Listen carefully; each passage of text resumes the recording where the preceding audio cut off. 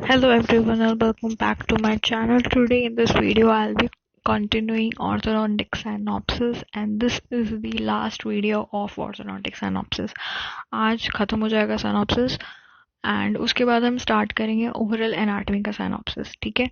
So the people who are new on my channel, I want to say that this channel is basically for those who are in the BDS and want to pursue their higher exams, MDS और whatever exam तैयारी करना चाहते हैं आगे, या फिर currently BDS में भी हैं तो चीज़ों को समझना चाहते हैं. उन सब के लिए चैनल बिल्कुल परफेक्ट है बिकॉज यहाँ पे सारे के सारे सब्जेक्ट्स कवर किए जाते हैं, सारे के सारे इंपॉर्टेंट चीज़ें उनकी कवर की जाती हैं और मेनली डेंटल पल्स को फॉलो किया जाता है. तो अभी फिलहाल सिनॉप्सिस चल रहा था ऑर्थोडोंटिक्स का, आगे हम ओरल एनाटॉमी का सिनॉप्सिस शुरू करेंगे. तो ये लास्ट वीडियो है. एंड वन थिंग, जो इससे पहले वाली वीडियो थी उसमें थोड़ी साउंड क्वालिटी की प्रॉब्लम थी. वैसे वो वीडियो अच्छी थी बट साउंड की वजह से वो थोड़ी सी फीकी हो गई.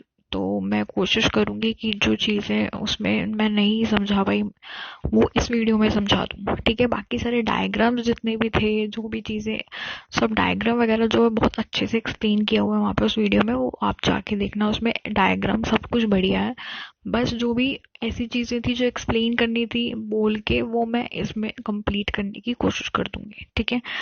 तो वहीं से स्टार्ट कर लेते हैं. पिछली वाली वीडियो में मैंने लेबल बोस के बारे में बहुत सारी बातें करी थी.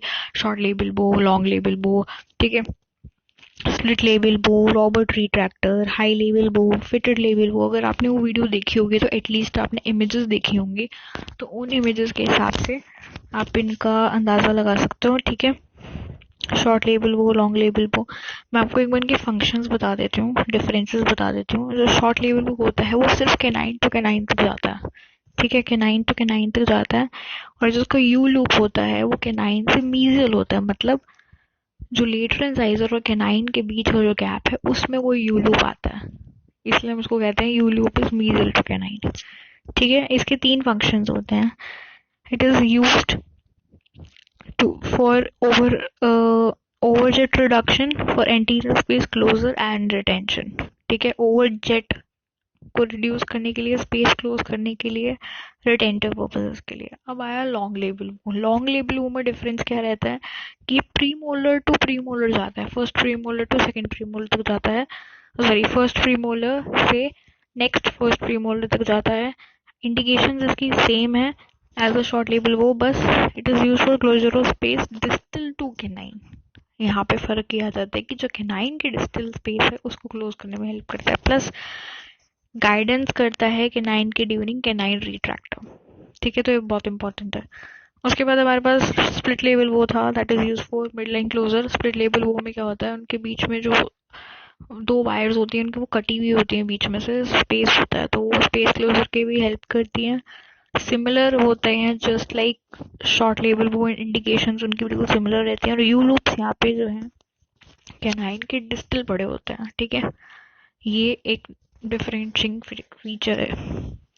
उसके बाद रॉबर्ट और mill retractor is indicated in patient with severe proclination with overjet greater than 4 mm. ये तो बिल्कुल ही इंपॉर्टेंट है. रॉबर्ट और मिल रिट्रैक्टर का एक ही काम है, सीवियर प्रोक्लिनेशन और ओवरजेट जो कि 4 mm से ज़्यादा तक का, उसको कम करने का काम है. नेक्स्ट उसके बाद यहाँ पे high level board with average springs की बात करी हुई है, जिसमें कि जो स्प्रिंग्स हैं डिजाइन फॉर रिट्रैक्शन ऑफ 1 और मोर teeth are used in case of large overjet. बड़े overjet के लिए इनको यूज किया जाता है. Next is fitted labial bow. U loops इसके छोटे होते हैं, can not be used to bring about active tooth movement, used as a retainer. इनको बेसिकली रिटेनर के रूप में ज्यादा यूज किया जाता है. ठीक है. तो ये सारी चीजें, इन सब के डायग्राम्स बहुत अच्छे से मैंने आपको पुरानी वाली वीडियो में समझा रखे हैं. आप वहाँ पे जाइए, देखिए, बहुत बढ़िया तरीके से समझा रखा है. उसके बाद हमने यहाँ पे बात करी थी, पिछली वीडियो में स्प्रिंग्स की बात करी थी. सारे डायग्राम्स मैंने आपको दिखाए थे. Finger springs, crankle finger, cantilever spring, Z spring, T spring, coffin spring, canine retractors, सारे के सारे स्प्रिंग्स दिखाए थे. उसमें से जो फिंगर वाला स्प्रिंग था उसमें एक उसका मेन चीज आपको बताया था कि जो जिस हिसाब से उसका प्लेसमेंट होता है, एक सेकेंड दोबारा बता देती हूँ. जिस हिसाब से उसका प्लेसमेंट होता है, अब जैसे कि मान लो ये आर्च है, ठीक है, और ये दांत है, ठीक है. तो अभी हमने फिंगर स्प्रिंग लगाना है। तो फिंगर स्प्रिंग जहाँ पे लगता था ना, उसका इस हिसाब से ये बनता है। उसमें एक हेलिक्स होता है, और जो वो हेलिक्स होता है ना, उसकी प्रॉपर्टी होती है कि जो वो दांत होता है उसकी जो लॉन्ग एक्सिस है, जैसे कि ये टूथ है, तो जैसे कि इसकी रूट होगी, तो इसकी जो ये लॉन्ग एक्सिस है उसके ऊपर ही बिल्कुल फिट होना चाहिए। पहली बात ये समझाई थी।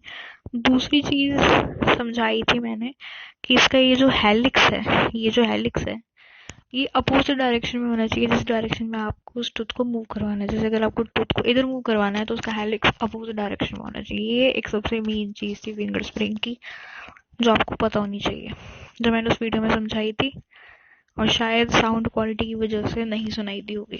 ठीक है, ये मीजोडिस्टल मूवमेंट्स करवाता है। Coil should lie along the long axis of tooth to be moved perpendicular to the direction of movement.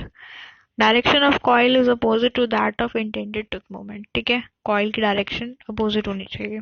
उसके बाद क्रैंकल सिंगर कैंटिलीवर स्प्रिंग मैंने आपको दिखाया था, it is used to move tooth labially, labially move करवाने के लिए यूज किया जाता है। And the spring is crankle to keep it clear to other tooth. उसके बाद जेड स्प्रिंग की बात थी, use for labial movements of incisors. ठीक है, इसमें बहुत सारे हेलिक्स होते हैं, हेलिक्स को एक्टिवेट करके हम रोटेशन भी करवा सकते हैं। ठीक है, it is also use for bringing minor rotations. T spring is use for buccal movements of premolars and canines. T spring basically canines और प्रीमोलर्स के लिए यूज किया जाता है। Coffin spring is a removable type of arch extension spring and consists of omegal shaped wire placed in the middle palatal region. Canine retractors are used to move canine in distal directions. फिर मैंने आपको bag और age wise technique के बारे में differences बताए थे। Bag दिखाया था, अच्छे से एक्सप्लेन किया था वहाँ पे। उसमें उसका वर्टिकल स्लॉट होता है, किस तरह टाइप का ब्रैकेट होता है।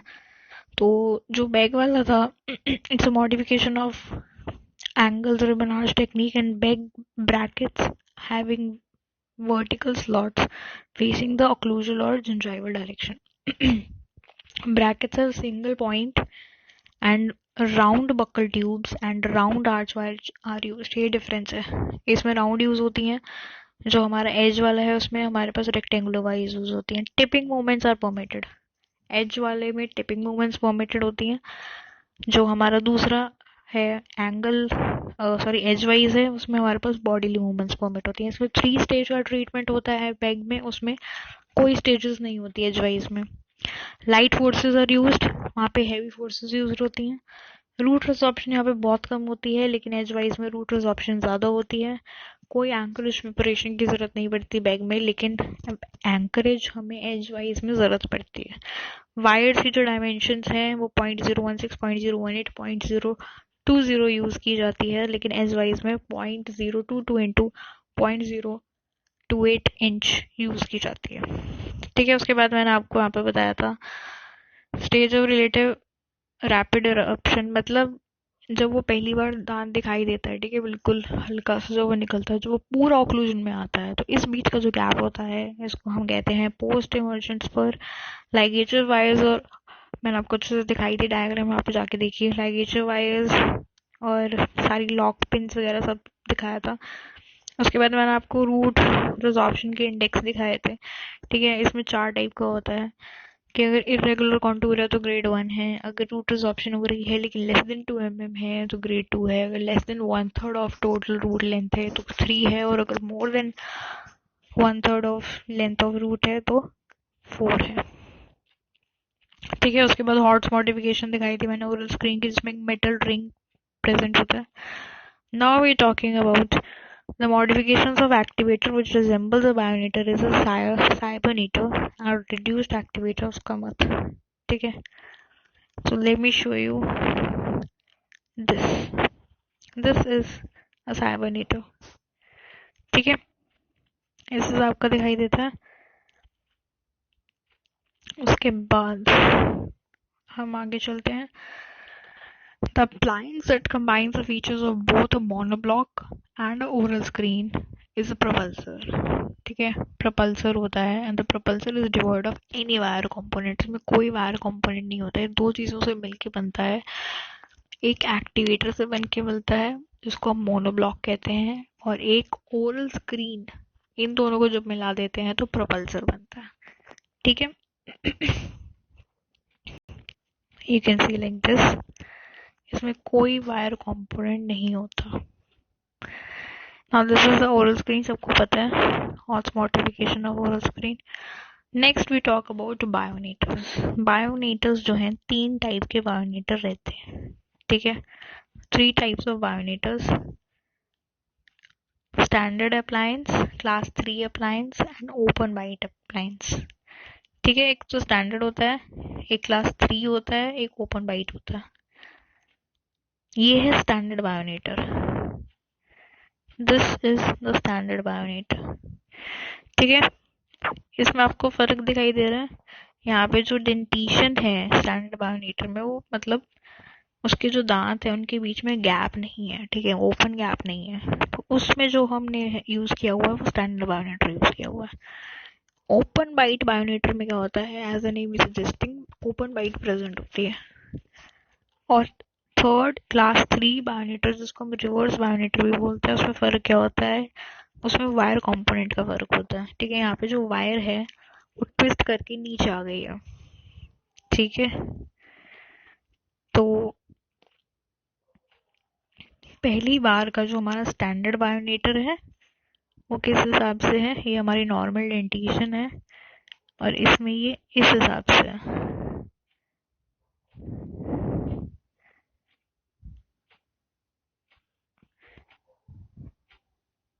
इस हिसाब से ये हमारा स्टैंडर्ड बायोनेटर है। ठीक है, उसके बाद जो दूसरा है हमारे पास यहाँ पे, दैट इज ओपन बाइट। यहाँ पे ऑलरेडी ओपन है बाइट, तो सेम है, बट फर्क क्या है, बाइट ओपन है। फिर नेक्स्ट हमारे पास जो यहाँ पे बायोनेटर यूज किया गया है, that is a reverse open bionator. इसमें जो हमारी वायर है वो ट्विस्ट के नीचे आ गई है। ठीक है, रिवर्स बायोनेटर बेसिकली ये जो नीचे के दांत होते हैं, नीचे के जो दांत होते हैं, ताकि वो क्लास 3 इसको इसीलिए कह रहे हैं ताकि वो आगे प्रोक्लिनेट ना करें, तो उनको रोकने के लिए वायर कंपोनेंट नीचे लगाया हुआ है। So that is your third type of bionator. So I hope it is clear now. You can see like this. This is a barometer. ठीक है. So a barometer is a removable orthodontic appliance designed to correct anterior-posterior discrepancies between the mandible and the maxilla. It was originally designed to modify the tongue behavior by means of a heavy wire loop on the palate. Some arch expansion is allowed by buccal extension of the labial bow, which holds the cheek into contact with the buccal segment teeth. ठीक है, so that's the बायोनेटर। उसके बाद हम आगे चलते हैं। यहाँ पे बात करी हुई है, इन्होंने बताया हुआ है कि स्टैंडर्ड अप्लायंस हम यूज करते हैं क्लास 2 डिव 1 के ट्रीटमेंट के लिए और क्लास 1 के ट्रीटमेंट के लिए, जिनकी नैरो डेंटल आर्चेस होती हैं। ठीक है, समझ में आया। Next is talking about in adult patients with mild skeletal class 2 and class 3 malocclusions, the underlying skeletal discrepancy can be camouflaged by orthodontic treatment. This is done by extraction of certain teeth and moving the rest of the teeth into space created. Basically इसमें क्या हो रहा है कि अगर पहले से किसी को क्लास 2 या क्लास 3 है, ठीक है, स्केलेटल डिस्क्रिपेंसी है, ठीक है, स्केलेटल डिस्क्रिपेंसी को ठीक करने के लिए मतलब आपको जॉज की मूवमेंट करवानी पड़ेगी। तो आप वो सब करे बिना एक क्वामोफ्लेज तरीके से, क्वामोफ्लेज का क्या मतलब होता है कि हमने एक्चुअल किसी चीज को ठीक नहीं करा है, बट हम प्रिटेंड ऐसे करेंगे कि दूसरे को ऐसे लगेगा कि हाँ ये एक्चुअल में ठीक है। तो हम इसमें क्या करते हैं, कुछ दांतों को आगे पीछे मूव कर देते हैं, कुछ दांतों को निकाल देते हैं, जिसकी वजह से क्लास 2 क्लास 3 जो भी रिलेशन था उनका, वो दांतों की मूवमेंट करवाने से हमने उसको ठीक कर दिया। तो बेसिकली स्केलेटल प्रॉब्लम्स थी, बट हमने डेंटल तरीके से उसको ठीक कर दिया। That is the camouflage technique. Next, for correction of cleft palate, Millard has suggested the rule of 10. Surgery should be performed at 10 weeks of age when the body weight is not less than 10 pounds and the blood hemoglobin is not less than 10 grams. Maillard ने एक rule of 10 निकाला जिसमें उसने बोला कि अगर आपको cleft lip की ट्रीटमेंट करनी है तो आपको 10 रूल फॉलो करना पड़ेगा. बच्चा 10 वीक तक का होना चाहिए, 10 पाउंड से कम उसका वेट नहीं होना चाहिए, 10 ग्राम उसका हीमोग्लोबिन होना ही चाहिए, तभी सर्जरी होगी क्लेफ्ट लिप की, तब नहीं तो नहीं. Next is the palate repair should be attempted between 12 to 24 months of age. अगर किसी को क्लेफ्ट पैलेट है तो सबसे बेस्ट टाइम होता है उसको ट्रीट करने का up to 12 months to 24 months. ठीक है, 1 से 2 साल के बीच में उसको ठीक करना सबसे बेस्ट होता है. Most frequently use retainer appliance is Hawley retainer. It consist of Adams appliance and short level.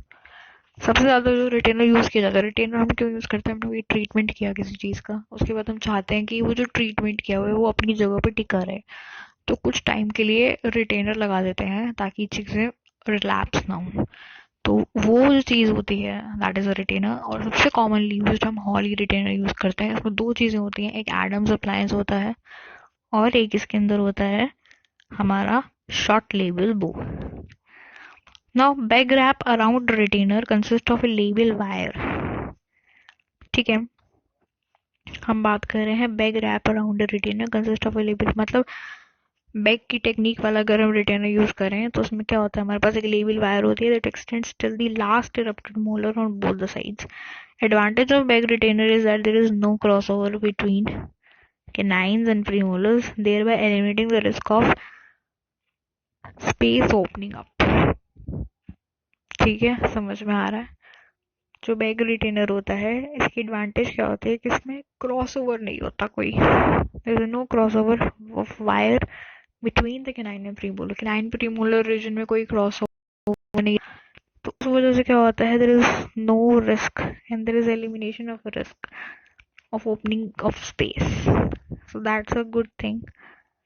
Next is banded retainers, bonded lingual retainers and band and spur retainers are the examples of fixed retention appliances. हमने कुछ retention के appliances लिए यहाँ पे, आप यहाँ पे देख सकते हो. ये कुछ हमारे पास बॉन्डेड रिटेनर्स होते हैं. बॉन्डेड रिटेनर का क्या मतलब होता है, हमने को केमिकली बॉन्ड कर दिया है, केमिकल लगा के इनको बॉन्ड कर दिया है. आप देख सकते हो इस वायर को बॉन्ड करा हुआ केमिकल लगा के, तो दैट इज बॉन्डेड रिटेनर. ठीक है, बैंडेड रिटेनर अब क्या होता है,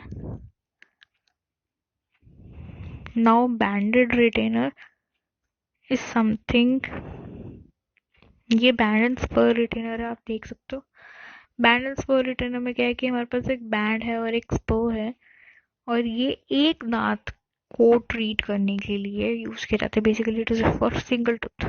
ये बैंड एंड स्पर रिटेनर है. और दूसरा जो रिटेनर है हमारे पास that is bonded band. Bonded retainer मैंने आपको दिखा दिया, ये है. फिर है कि है बैंडेड रिटेनर्स, जो नॉर्मल बैंड्स होते हैं, नॉर्मल रिटेनर इस टाइप का, दैट इज अ बैंडेड रिटेनर. ठीक है, ये हमारे पास बैग रिटेनर है. ठीक है, देयर इज अ लेवल बो और that label bow is extending up to the last erupted molar. Can you see this? That label bow is going up to the last erupted molar. That is your bag retainer.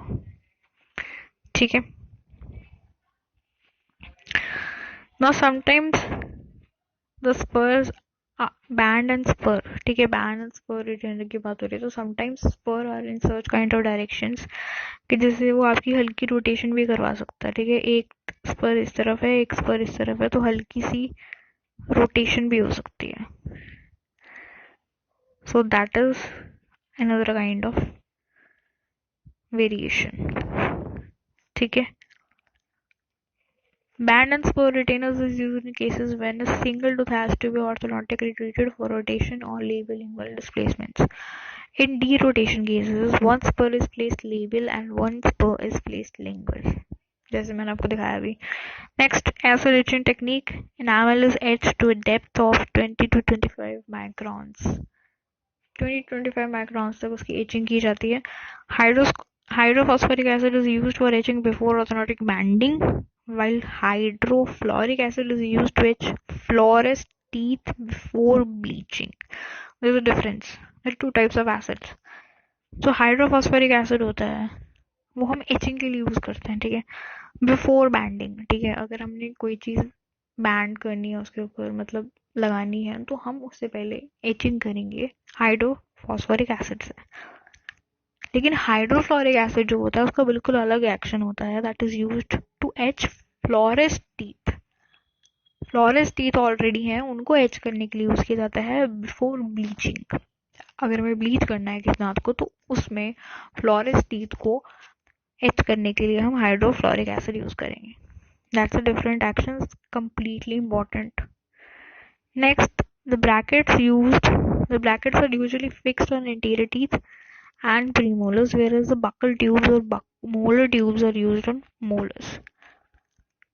बात क्या कह रही है कि जो anterior वाले दांत होते हैं, ठीक है, एंटीरियर हो गया, प्रीमोलर हो गया, वहाँ पे ब्रैकेट्स को हम फिक्स कर देते हैं, ठीक है, केमिकल एच से फिक्स कर देते हैं बैंड्स को. वेयरएज बक्कल ट्यूब्स और molar tubes are used in molars. Buccal tube और मोलर ट्यूब मैंने आपको पहली वाली वीडियोस में बता रखी थी. एक बैंड के ऊपर एक ट्यूब पहले से सोल्डर्ड होती है, ठीक है, उसके अंदर से वायर पास होती है. Next, fusion of mandibular symphysis occur at 18 to 24 months of age. ठीक है, मैंडिबुलर सिम्फाइसिस क्या होता है? ये जो आपका मैंडिबल है, ठीक है, इसके बीच में एक लाइन रहती है इस टाइप से. That's symphysis. Mandibular symphysis region कौन सा होता है? बेसिकली जो आपका जो रीजन आपका ये अप टू द केनाइन जो होता है ना, up to the canine, that is your up to the canine जो रीजन होता है, that is your parasymphysis region. ये सारा रीजन जो होता है ये पैरासिम्फाइसिस रीजन होता है.